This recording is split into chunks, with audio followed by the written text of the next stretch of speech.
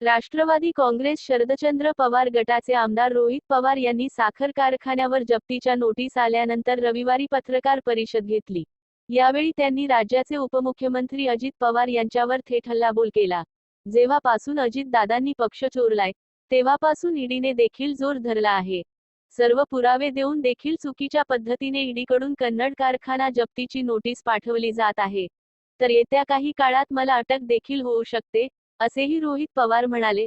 पण मी माझा संघर्ष चालूच ठेवणार, असा इशारा देखील त्यांनी विरोधकांना दिला। मला अटकही होऊ शकते, शेवटी रोहित पवार म्हणाले। लोकसभा निवडणुका डोळ्यासमोर ठेवून माझ्यावर केसेस चालू आहेत। शरद पवार यांचा या प्रकरणाशी काहीही संबंध नाही। ईडीने त्यांच्या विरोधात नोटीस काढली होती। अण्णा हजारे स्वतः म्हणतात, या घोटाळ्यात शरद पवारांचं नाव नसतानाही त्यांचं नाव का घेतलं? हा प्रश्न आहे।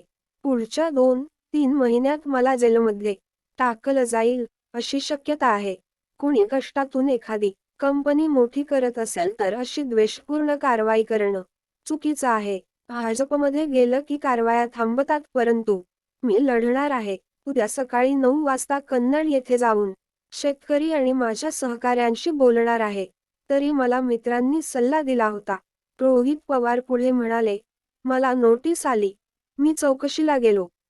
ईडीच्या अधिकाऱ्यांचं यात काहीही चुकीचं नाही।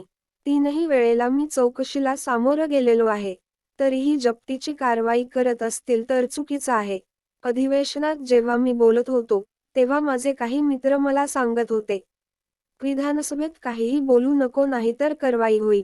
तरीही मी अधिवेशनात बोललो। आता माझा कारखाना जप्त करण्याचा प्रयत्न ईडीकडून केला जात आहे।